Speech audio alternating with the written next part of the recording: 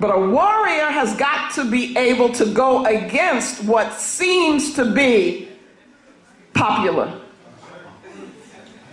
A warrior has got to up the ante, push the envelope. But in order to do that, we got to be clear about who we are and what it is that we want. And that's what the so-called leaders have not been able to give us. They have no agenda. So that means that you're always compromising because you're always acting out of fear. If leadership really meant something, then you would never act out of fear. That's not to say you don't get afraid sometimes. But fear can't be your agenda. Fear cannot be your agenda. So these leaders are clearly not warriors. And we're talking about warriors. Now, the warrior spirit makes you able to confront whatever needs to be confronted and let the chips fall where they may. That's right. And what we've done is to develop a program, a plan, and so forth, which is to say, let us go the way of the least resistance. What's the easiest way? What's the way that's, not going to get people mad at us? That's not a political agenda, and it's not a position of a sovereign people. So I think what I'm really doing is questioning this whole thing of leadership. We've watered down the concept of a leader.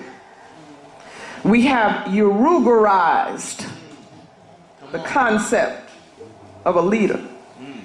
So that now, who we consider to be leaders, it's you got to be a star. And when I say a star, I don't mean a black star. I mean like Hollywood.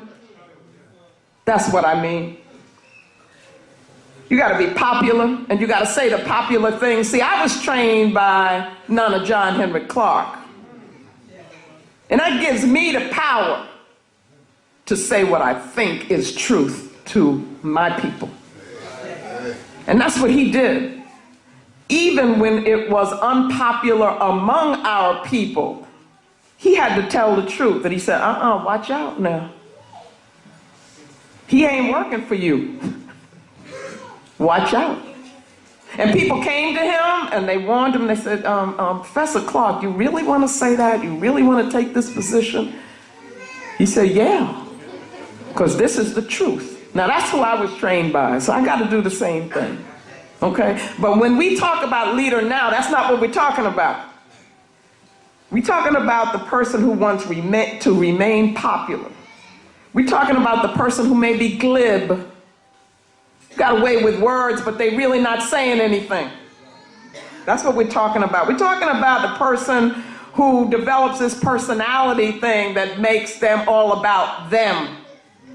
We're talking about the person who always wants to stay in the limelight. Person who's ego tripping. So I'm suggesting that we scratch that term, leader.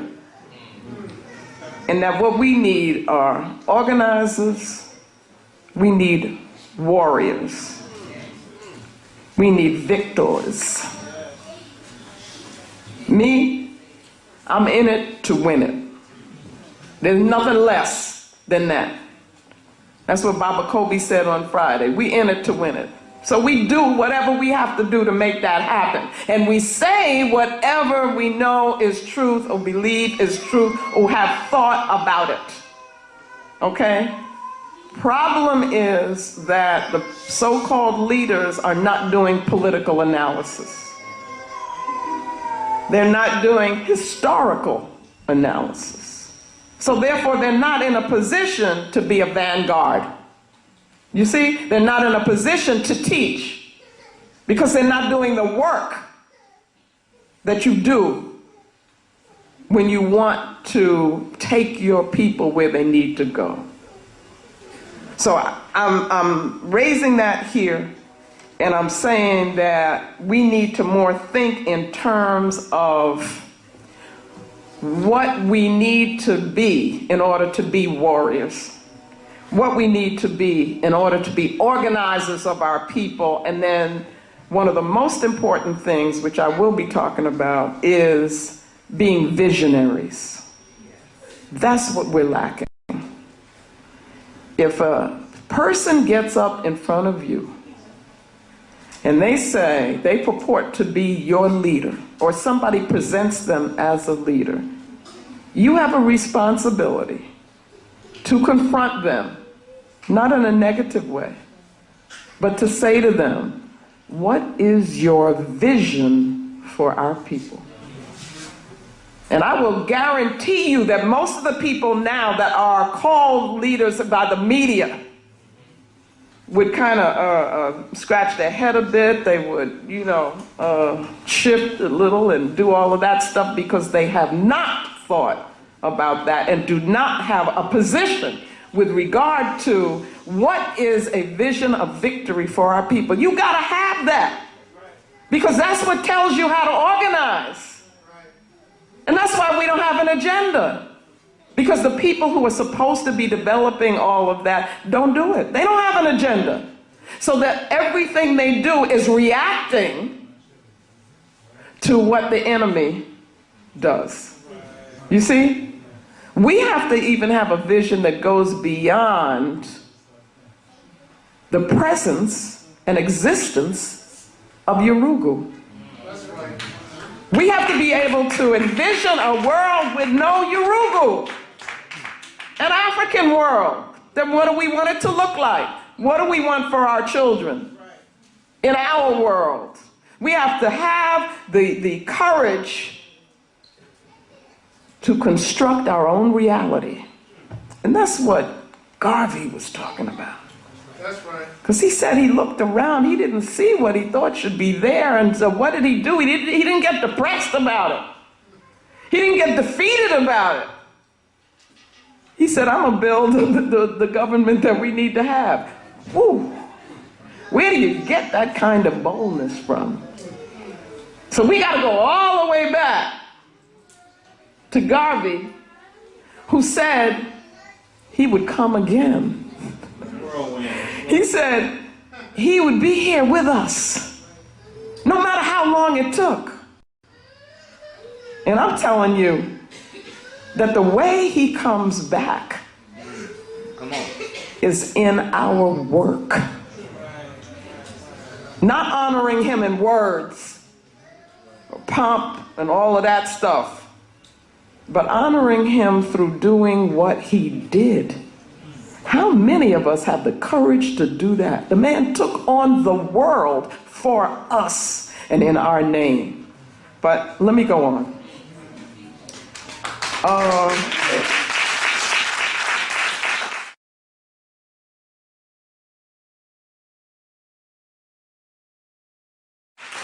Okay, it's about power, y'all. And anybody who talks about anything else or tries to make it about anything else, they just shucking and jiving. It's all about power. Okay? What I want to do is, I want to introduce some concepts, because one of the things that I do, that I've used as a process, rather than a methodology, because it takes me, it transforms me, is to study our ancestral civilizations, our ancestral languages, and get from them concepts that we can use to anchor our thoughts, and then use those concepts to apply to us now. Okay, that's my work. And so today I want to quickly introduce to you some concepts, and I'm going to use a kind of paradigm, a model that comes from the Dogana people of Mali.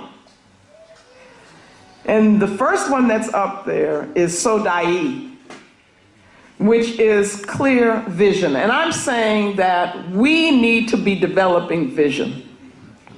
And the vision has got to be of African sovereignty. That's clear, and it keeps us focused.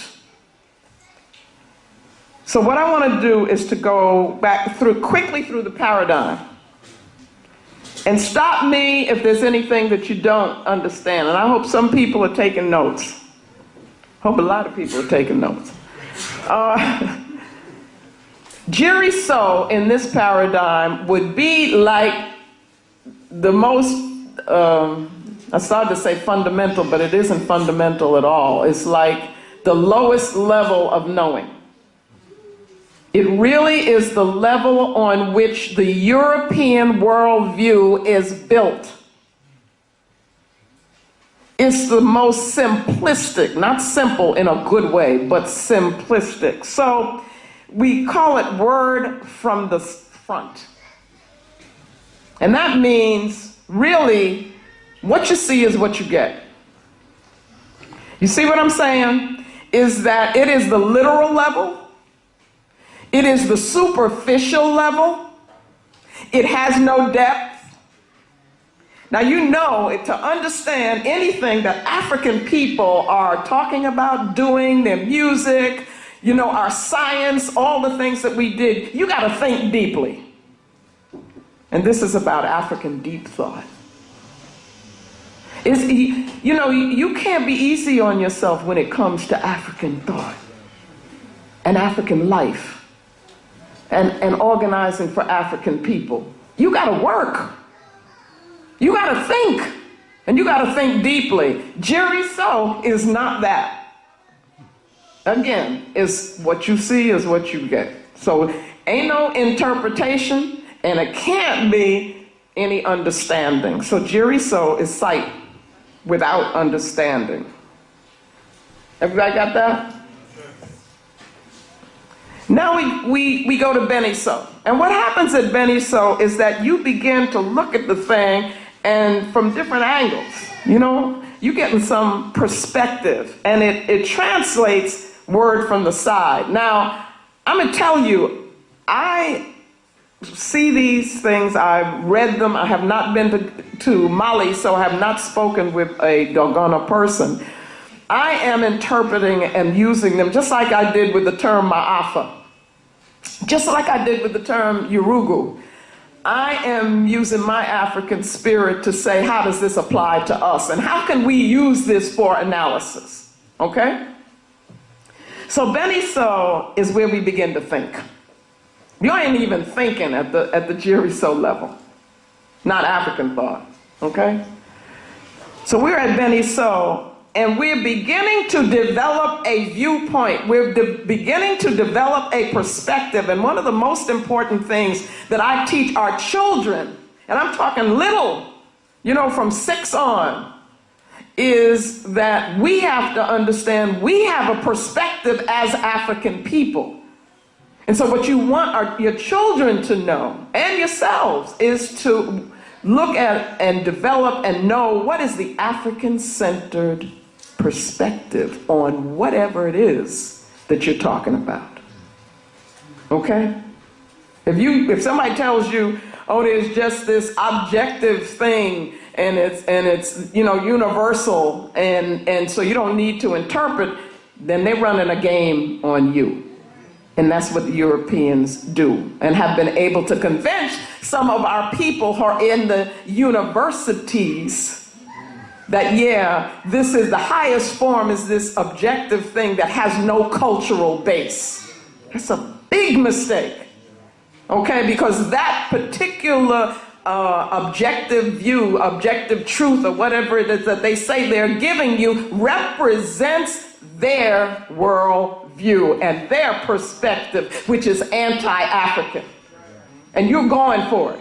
You're going for the okie doke, or we're going for it. Okay? So I'm coming back here and saying, no, everybody's got a perspective. Every culture creates and generates a perspective, and we got to know ours. But at any rate, so at the level of Beni So, we're beginning to establish a viewpoint, a perspective, which allows us then to interpret things from our point of view. Got it? This is simple. So then I say that this, Beni So, is a level of sight with thought and perspective. Everybody with me? Yes. Good. Then we move to another level, and Bolo So is translated word from behind. Well, what I do when I'm working with the children is to say to them, I let them interpret it and think about it. What do you think that means? Because it really is open to us thinking and looking at it in different ways. There's no right or wrong way. For me, if I stand in front of something and I can see behind, then that means I can see through it. So I'm saying you're going inside there. So that's really deep. You can get inside something, okay? So I say it's penetrating to the inner meaning of whatever it is that you're looking at. Now remember, if we go all the way back to Jiri So, you're just looking at the surface and thinking that you know something. You don't know nothing, okay? Because you're not at the level of meaning. Meaning is very, very important.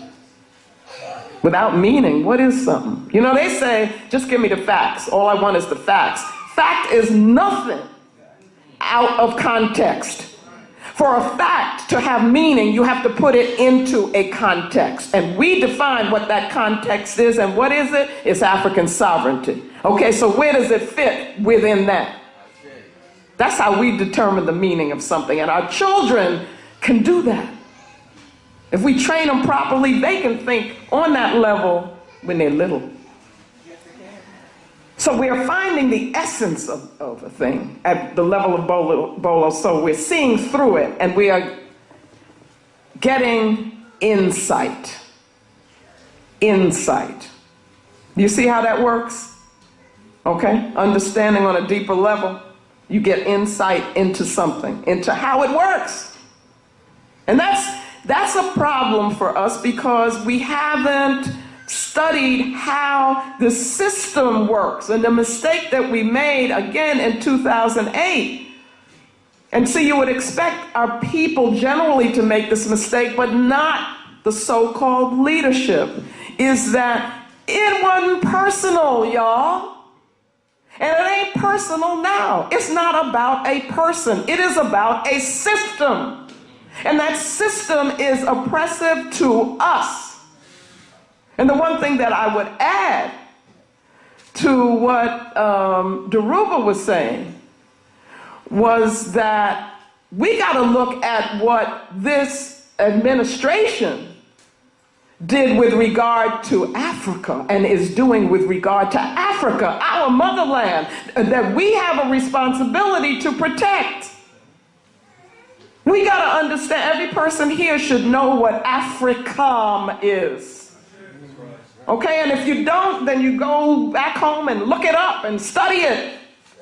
Go to Black Agenda Report and begin looking and getting that information. See what Brother DJ does on the cipher, and is that what you call it? Okay. Get this information, because AFRICOM didn't just start in 2008. But Obama was on board and said that he was going to take it to another level. And what it is a military presence of U.S. in Africa, which is poised to bomb and kill our people. And of course, steal the resources which are supposed to be ours. Well, what is that? That's imperialism, that's colonialism, y'all. But see, what you're thinking is, and the mistake that we're thinking, it may be imperialism, it may be colonialism, but it ain't slavery. That's really what we're thinking somewhere in the back there, or feeling. That we're not slaves. But I'm going to ask you the question. What is to prevent us from being that? Do we have the power? Have we consolidated our power? so that we can defend ourselves and prevent ourselves from being slaves? Can we protect our children? Brothers, can you protect your wives? You see what I'm saying? That only comes from power. And it comes from a consciousness that says who we are. You got to know how you define we. Getting back to this, the paradigm. So that's boloso. And then we come to sodai. And in this presentation of the paradigm, I'm going to make this like what it is we want to reach. So sodai is translated clear word in Dogana language. And I use it to mean that here we gain understanding. This is sight with understanding. And it is seeing beyond what just we think we see with this physical thing. It's seeing beyond that.